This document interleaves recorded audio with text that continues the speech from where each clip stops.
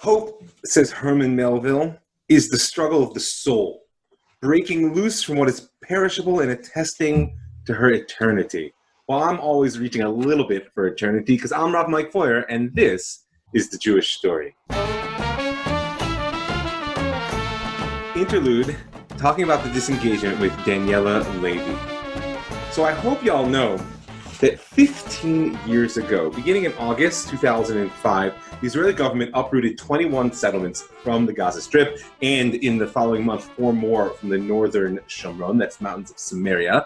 And through the displacement of these 8,000 people, the Gaza Strip became Jew-free. The army was withdrawn, right? The Arab population was now free from the Israeli presence, and a settlement effort that had its most modern roots in the 1920s was completely brought to an end. It was the disengagement. And I can say that for me personally, it was a turning point in many ways that maybe we'll get into in this discussion. And some would say even a turning point for the nation, although that's a question that we'll have to keep live in the air as well. And here to speak with me about the topic is author, mother, resident of the settlements herself, Daniella Levy, who's just recently written a book called, if I'm not mistaken, Disengagement, Leaving Home, Finding Home, and Encounters Along the Way. Hiya, Daniella. How are you doing? Hi, I'm good. How are you? So you ready to have a little discussion about your book? Sure.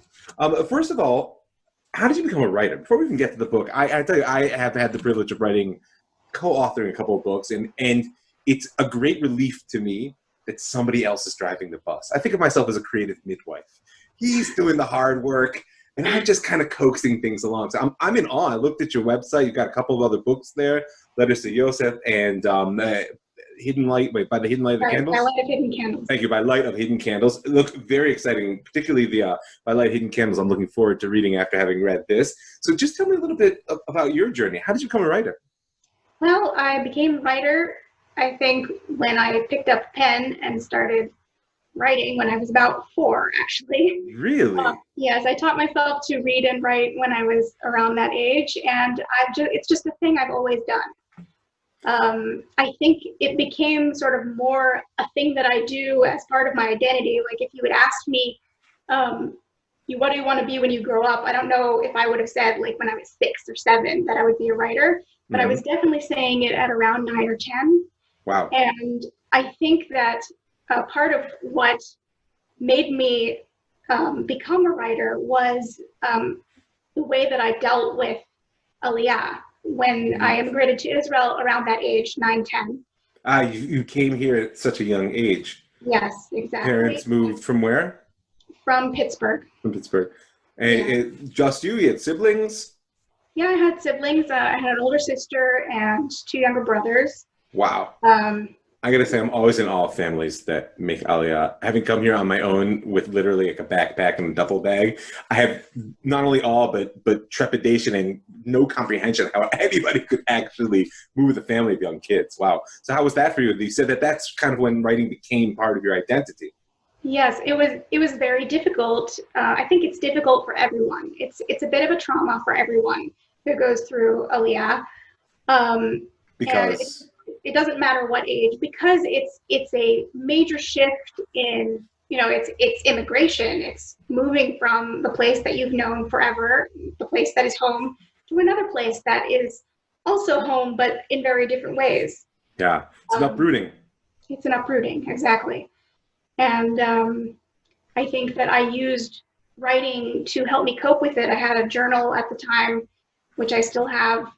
And I started writing stories around that time also. I wrote my first sort of chapter book when I was 10.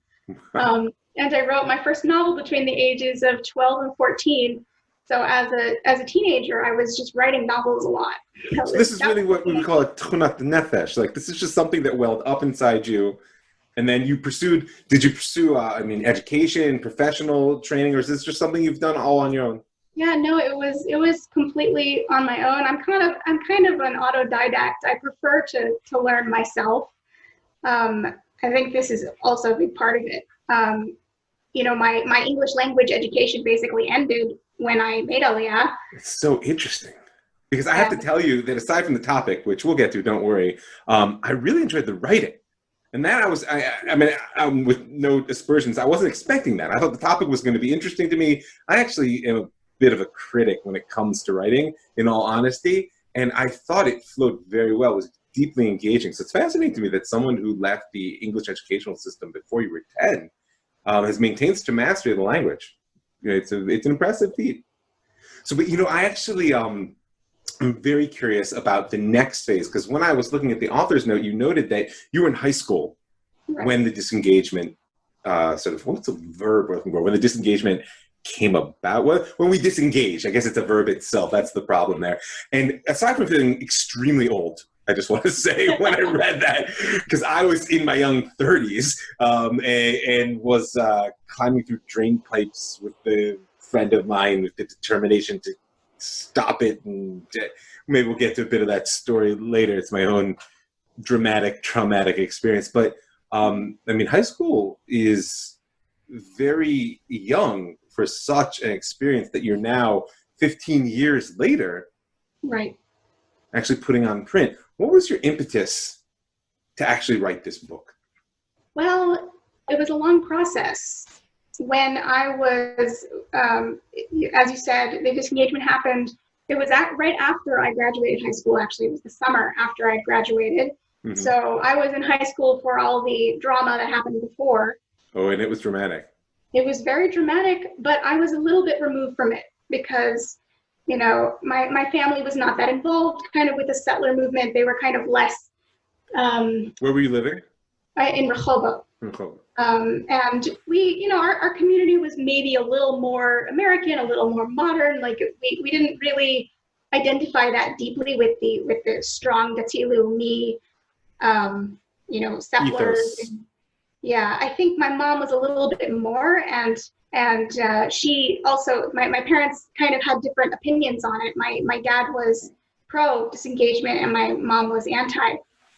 Wait, pause for a second, because that's like a microcosm of the country at the time, as I'm sure you recall. That it was fierce in the streets. I lost friends. I had a dear friend who we managed to maintain our relationship by basically not speaking about it. He was working in Sharon's office on the process of the disengagement while I was trying to figure out how to get to Tzir Kisufim and make it stop. So yeah, there was a whole. I mean, if our listeners aren't familiar. The drama leading up was a national sort of ferment. Although I have to say, my experience was the aftermath was kind of silence. Yeah. But we'll get to that. So I asked you, what was your sort of moved you to write the book? So you were post high school, you were in this environment which wasn't sort of strongly ideologically motivated, but nonetheless, even within your family, there was a sense of conflict of, is this the right thing? Yes, there was conflict, but I didn't feel like it was emotional. It didn't feel like my parents were really fighting about it. It was just sort of, my mom hung the orange ribbon on her car. My dad hung the blue and white ribbon, and that was fine. I didn't really hear them arguing about it. And I think if you had asked me at the time, I would have said that I was anti, and identified more strongly with the settler movement and the Tileumi kind of perspective. But I was always a little bit ambivalent. I never felt like I fully belonged in that group. And I mean, I think also just making Aliyah, also as a child, it makes you kind of not feel like you're ever really part of anything and fully part of a group. Yeah, we will be immigrants till the day we die. Yes, but particularly like to other Americans who live here, I'm an Israeli because I grew up here. Sure. But to Israelis, I'm American because I wasn't born here. Right. So for every group, I'm a little bit removed in some way. That actually leads me to my next question, although you didn't answer the first, but I'll put it out on the board, which I'm fascinated by your choice to write a book from so many different perspectives, which I think I'm already sensing part of your answer there. But wait, I'm jumping the gun. So okay, here you are, post high school. It's 15 years ago. You said it was a long process. Where's the book been since then? Well, what happened was that at the time when the disengagement was happening, I was completely withdrawn. I did not want to see anything. I did not want to watch any of the news. I did not want to see any of it. I just felt it was too painful for me. I couldn't take it. It was so. And it was. And just the emotion and the drama, I felt like I couldn't handle it. And I spent those days like locked up in my ivory tower on the top floor of my parents' house, just not watching anything. And what happened was about a year later, I sort of decided maybe I'll write a short story based on kind of ideas and impressions I'd heard about the disengagement. And it was the story of a female soldier who has to evacuate a widow. And I kind of heard it. Which took a role in the book eventually. Yes, it did end up in the book. What's interesting is that I feel like it's not really at the heart of the book necessarily. Yeah, no. Yeah, I hear that. But that's sort of the spark where it started. And I didn't really do any research for it when I wrote that story. And I liked it, but I kind of put it aside. And then just many years later, I think it was maybe even after the publication of By Light of Hidden Candles, I was kind of working on short stories, just sort of working on the craft of short fiction. And I remembered, oh yeah, I had this story that I liked, and I kind of dug it up, and I thought, you know what, I should rewrite this, but based on research this time. And at the time, I'm an adult, I'm a mother, I live in a settlement, and I said, you know what, I think I'm ready to watch all that footage I didn't see at the time. So I sat down and watched on YouTube for 3 consecutive hours. And when I was done and I wiped the tears off my face, I said, I can't write this. I can't write this story because I just feel so many voices inside me that are conflicting. And I feel like if I write just this one story from this one perspective, it's not going to represent how I really feel about this event. That's so important, because what I heard you say is it's not going to represent how you feel, as opposed to any thought that you would represent how it actually happened. So really the inspiration for the work was an inner dialogue. Yes. Something that you wanted to work out within yourself, as opposed to a desire to present sort of like a journalistic view of what was a very complex event. And that from the outside, I've heard arguments for, I've heard arguments against. Of course, now 15 years later, everybody, we're not allowed to say 20/20 hindsight anymore, are we? Everyone's got a different perspective, So let's come to this, because I'm very interested. And first of all, just as a reader, it was very enjoyable to move through these perspectives. But I'm curious for you, why was it so important to include so many perspectives? And I had the urge to ask why you ended with the one that you ended, but I'm not as a spoiler. So we're going to say, folks, if you want to know how the book ends, you got to read it. I'm just going to say that now and resist my desire. But not only why did you include so many perspectives, did you feel that any are lacking? I mean, I know as a creative person myself, is once something's done, or as Winston Churchill, to paraphrase you, like you slave and beast and you feed it to the crowd, there's always a sense like, oh, but I could have. So not only why so many perspectives, do you feel that anything were lacking? So why so many perspectives, I think was where I was going with it before, which was that I realized that I didn't have to stick to one perspective. I could write from all the different perspectives that were coming up in me, and I had the idea, well, maybe I can write it from the perspective of all sorts of different people who experience the disengagement, and maybe that can sort of portray it in a way that I think is more whole. And so I kind of made a list of perspectives I thought would be interesting, not just in and of themselves, but also in contrast with each other. And I started writing sort of short stories based on those ideas, and eventually it developed into the novel it is now. I can actually answer the question that you don't want to ask, which is that I wanted to end on a note of tentative hope. I won't give more details. Yes. No, let's not. No, it's really not.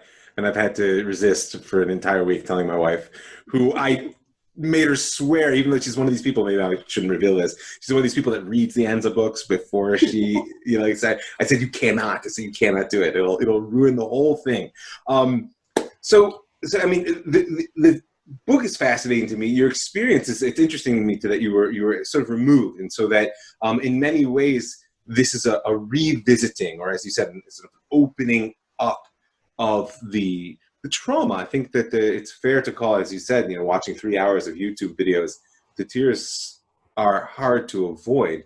We were speaking before we started the show about this very strange role that the disengagement has come to take. Because, of course, if people aren't familiar, the timing of the disengagement from the arc of the Jewish calendar is all but prophetic.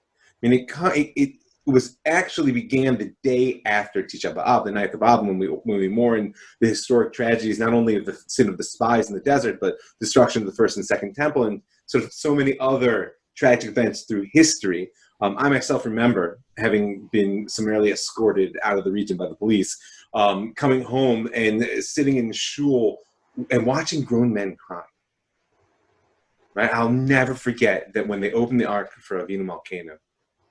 And now these are men who, like, in all fairness, I always thought it was the Alta Kaker shul. Like, there's a bunch of guys that, like, they've been davening together for a couple of decades, and nothing ever moves them, right? They are weeping, crying out to God. Because they also happen to have been, many of them, core members of the settlement movement. And this was a breaking. It was a breaking, and I want to come to that. But what we were speaking about is that for these 150 men and their immediate circle, this is an event which belongs to Tisha B'Av. Right. It belongs to that litany of historical memory. And yet, for the vast majority of Israelis, and I would say even for world Jewry, it's all but forgotten. Yes. So do you feel that as an author you have a task, a responsibility to evoke that memory? How do you want this book to impact people? I think that it's a shame that is happening on both sides. I think that sort of delegating it as a ritual, something that is only part, that is fully part of religious observance, and something that is, just about Tisha B'Av, and you put it together with the destruction of the temple. These are things that the secular world does not identify with at all. Oh, yeah. And on the secular side, or on the left-wing side, or U.S. Jewry, it's not really thought about at all. And I think that's a shame, because there's a lot we can learn about where we are now in life and in politics from what happened then. Mm-hmm. What? The fact that it was such a trauma, I think, it was not just that something terrible was happening, it was the fracture within the people. And the fact that people had such a hard time really understanding each other and listening to each other, it was very, very polarized. And I remember there being talk about civil war, and are we ever going to recover from this? Are we ever going to be united again? Listen, I'll tell you that it's important that if people didn't experience it, to recognize that the polarization was not incidental. It was actually a tactic. It was part of the process of preparing the nation to do something that was shocking, to say the least. I will never forget listening to the radio in the weeks leading up to the actual event of the uprooting. And there was an effort to get people to leave beforehand, right. which was, as you note in the book, itself quite controversial, because of course, there's this idea of mamin v'zorea, which was actually which is you believe and you plant, right? Which was actually a movement. I actually gave money for farmers who couldn't get loans from the banks anymore, because of course the bank said, folks, you're not going to be there next harvest. And they said, of course we are. It's never going to happen. And, and we'll get to the question of some of the characters and who we identify with shortly. But this, on one hand, this attitude that it'll never happen, I don't have to prepare. And not only I not have to prepare, but to prepare itself is to undermine the faith-based approach, which says God won't allow this to happen. And then the other side is the sort of more secular left-wing view, and centrists. I shouldn't just paint it as left, saying, folks, wake up, smell the coffee. It's a failed project. So my friend Yoni, who worked in Sharon's office at the time, said, if you had managed to put 200,000 people there, we wouldn't be having this conversation. But you put 8, and that is not enough to justify what's happening. But I just want to give you this image. I remember in terms of the polarization and the trauma, when it was clear that most people weren't leaving, not only that, but many people flooded in, they tried to get the residents to send their children out. Right? Send your children out. You shouldn't use your children as a tool in war. But the woman's response to the interview was like, Jewish children have always been the front line of everything that we've done. And then she laid into this guy. She said, when they moved the zoo in Haifa, they took 2 years to study the potential impact on the animals, to create an environment where after they were moved from one place to the other, they would be able to find the sort of their balance, etc. She's like, in the course of 6 months, you want to uproot my family and toss us on the street? And I saw with my own eyes, I saw people wandering the streets of Beersheba with nowhere to go. And you could say that was their fault because they didn't take the compensation.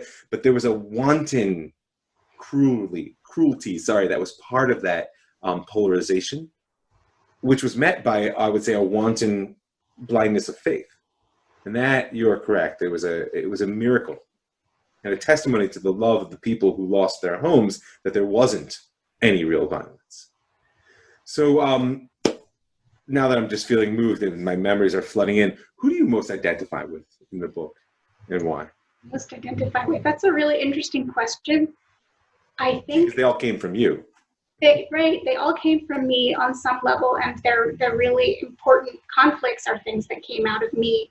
So it's hard to answer. I think that in terms of the external circumstances, probably the perspective that is closest to my experience would be Reuben, the Ole of the States, though maybe not even him, but maybe his son, who I completely did not notice when I chose the name Daniel, that my name is Daniella. Right. It's the masculine version of your name. And I now understand that that's an echo of your own experience as an immigrant.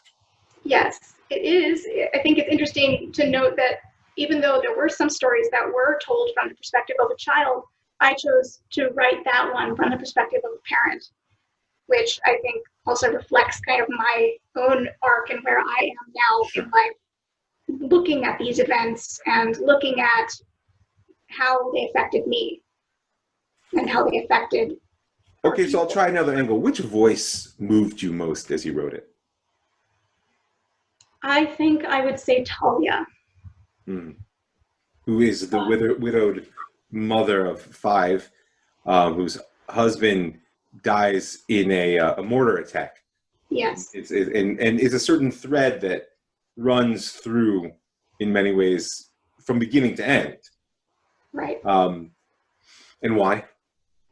Because her chapter, it's just one chapter, that's from her perspective. There was something so raw about it that I feel, sometimes when I'm writing fiction, there are kind of layers on top. I am writing as a human, identifying with other humans, but sometimes I feel like the veil is a little more thin. And I felt like in that story, I was reaching into my deepest, darkest struggles and bringing that onto the page. Yeah, the rawness of it was very powerful. I tell there were times I was angry. There were times when I had tears, and it made me think about what you referenced before. How for people in my world, in the national religious world, in the settlement world, that the disengagement has so easily become part of this Tisha B'Av narrative. And for me, I can say that the Arizal says that the goal on Tisha B'Av is that you should just cry one tear over the brokenness of the world. Right, and I find, in all honesty, the liturgical poetry, the keynote that we say, aside from the fact that sort of they're hard to understand, they're not so moving to me. And even I admit that accessing the stories of the Holocaust, which is a little bit nearer, has become more difficult for me to really be moved by. But I could put on a YouTube video and watch them knocking down the synagogues, or they didn't knock down the synagogues, knocking down the homes of the synagogues, burning afterwards, which is an image that I wish I could erase from my mind. and I'll be crying in moments. And it's that rawness that I think is actually a very important contribution, if I can say such a thing, and why I'm saddened by the fact that it's become, as you said before we started the show, either ritualized or sort of forgotten. Like, I really don't think that American Jewry, and I'm curious if folks are listening right now and they want to say, no, it matters to American Jewry. I'm curious to hear, where does it exist? How does it reside? Because from a political perspective, let's not forget, of course, that the disengagement happened in 2005.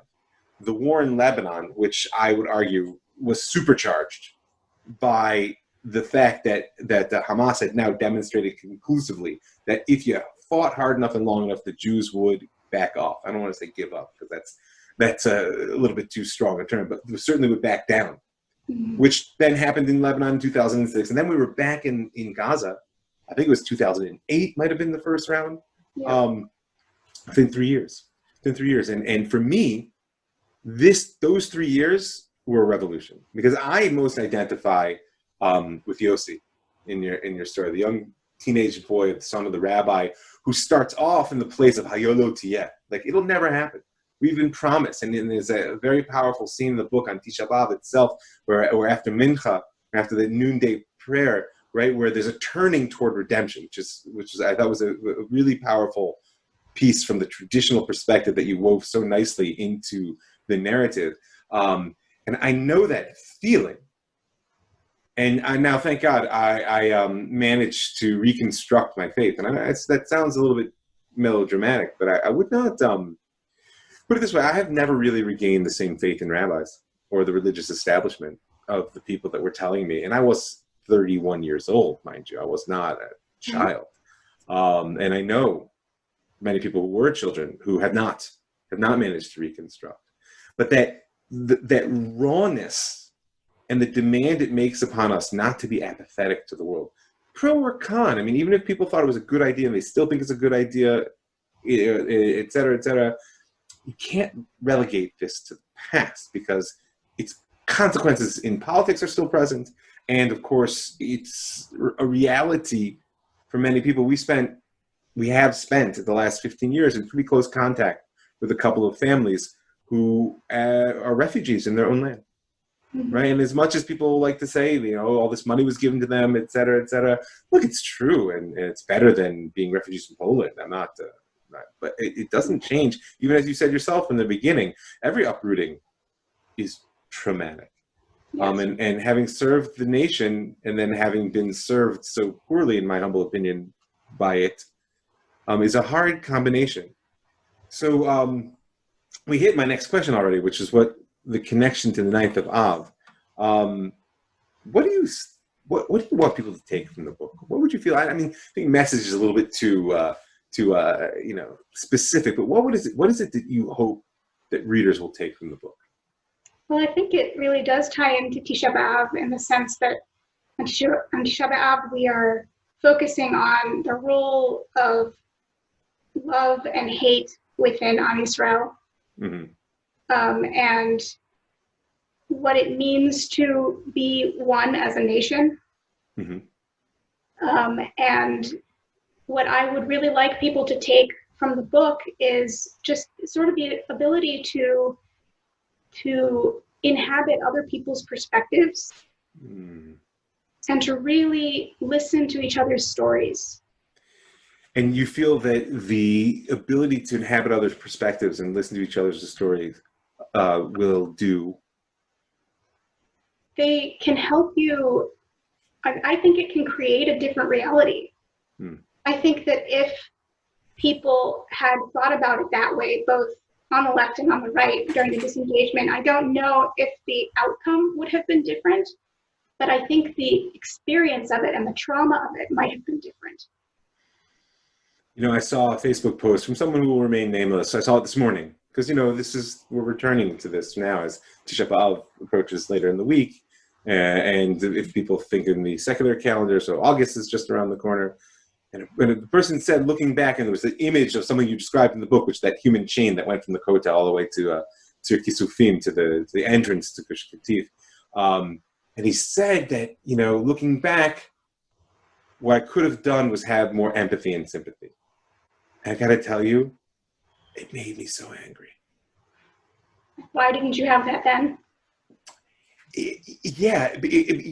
Part of it was I didn't even go into the concept, but it made me so angry to think that at this stage of our history, at this stage of our person, I know this person, it's this stage of personal development, that we still allow our simplistic mindset to serve what we see be our needs, and we sacrifice one another in pursuit of it. I mean, the level of almost human sacrifice that has gone into these types of decisions is not a small thing. And I include in that, by the way, the Arabs who you managed to include in what is, in my eyes, essentially a Jewish story, but you managed to include their voice in there, I think, in a very powerful and sensitive fashion, which is an important piece. So the message, what you want people to take, and it's really almost structural beyond even the narrative, which is that if you want to grow and change, you need to be able to inhabit other people's perspectives. And so then I would ask the parallel question is, what do you see as the enduring historical message of the disengagement? I think, if as the person who wrote this book, I would say it would be that. I don't know. I would not, claim to really understand what the full implications were and how it has affected us in terms of politics and those great things. Sure. I think we all kind of have our own ideas about how it might have been, and I think that a lot of people who were pro kind of became anti, just sort of in, as you said, 2020 hindsight. They say that Ariel Sharon had a stroke right when the first rocket landed on his Negev ranch, and he realized that actually perhaps he'd been wrong. Yeah, realizing that you're wrong it's also kind of a trauma. Oh, yeah. And I think that's why it's so hard. And I think that the reason people lack empathy and sympathy for each other is a sort of self-protective measure against the traumatic experience of realizing that you're wrong. I agree. I think that one of my watchwords in life is forced to choose between the impossible and the unacceptable. Most people will choose the impossible, because the unacceptable means you actually have to review everything you've done and the premises on which they were built. And like you said, you have to on some level accept the fact that you were wrong. And that involves such a deep analysis of self and a willingness to change and grow that many of us are not willing and perhaps even capable of doing it. And yet here we are 15 years later. Thank God the nation of Israel is strong. The fears that I remember having and that you expressed of like true civil war and a rift which can't be healed haven't been realized. At the same time, I feel like on some level we're still in suspended animation around many of the issues that disengagement raised, right? What does it mean to be a people on our land? How do we find a right relationship with the non-Jews of our land, right? And ultimately, what's the vision? What are we trying to build in a way in which that all these different voices that you wove so beautifully together into the novel can come together and not tell the same story in a simplistic sort of 19th century linear novel fashion, but tell the same story in the way that you so powerfully presented it, which is that every story has many voices. And you wouldn't want to live in a world in which everybody's voice was the same as yours, because not only would that be boring, it would limit the richness of the world to the extent that I shudder to think of what would be. So thank you so much for spending this time with me. Is there anything else you want your readers, and folks, you got to read the book in a moment, we'll tell you how to get it. Is there anything else you want your readers to think about, something you want them to know, or just a message you want to send to the folks that are listening now? I think the way the book is designed, I kind of joke about this with people that feel I designed it in a way that is meant to make everyone just a little bit uncomfortable across all the religious and political spectrum, including myself. Some of the perspectives were not easy for me to write. I had characters who were saying things that I would never say, but that I think there is value in that discomfort and in learning to sit with it And I think that the book kind of invites you inside these perspectives that are so different from yours to kind of show you, look, they're still human. They still have feelings. They still have experiences that you probably identify with. And it's worth remembering, especially when you're engaging in a heated discussion or a debate with someone, to remember that they are also human. They also have those experiences. And I think that really in politics today, we see it all the time, that people just, they want to villainize the other side. They want to demonize them. They want to not really think of them as being human because that challenges them. So I hear in this a request, which is that people should learn to hold the discomfort in order not to lose sight of the humanity of the person on the other side of the argument. Yes, it's really important takeaway. You know, judge other people favorably, and don't rush to categorize people and pigeonhole them and stick them in a, you know, this guy is like this and this guy is like that.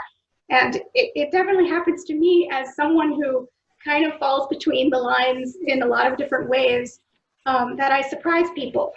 You know, they look at me, they see a woman who looks, you know, I'm religious and I look like a settler, but, you know, I wrote this book that also has Arab perspectives in it. And I'm a black belt in karate and a self-defense instructor. They're like, what? That's a curveball that most people don't see coming. So amazing. Thank you, Daniella, for spending so much time with me and for sharing both personally and about the book. People want to read the book. How should they go about getting it? It's available wherever books are sold online. Mm-hmm. So Amazon Book Depository ships free to Israel and all over the world. Yep. You could also order directly from my publisher or from the distributor. And your website is? My website is Daniella-Levy.com. That's Daniella with 2 L's and Levy with a Y. And if people want to be in touch with you, how should they go about it? What's the best way? They can email me through the website or Daniella@Daniella-Levy.com. Excellent. And folks always know that they can reach me on Facebook. That's Rav Mike Foyer. You can check out the rest of the Jewish story. We finished season 3, folks. Taking a break. Going to start season 4 not so soon, I'm thinking. I'm just enjoying the summer energy, but it'll come in a few weeks. And that's at www.thejewishstory.co. I want to thank Polarization Institute. I want to thank the Land of Israel Network. I want to thank everybody who gives their hard-earned money and helps make the show happen and keep it free, widely available. I want to invite you to join them.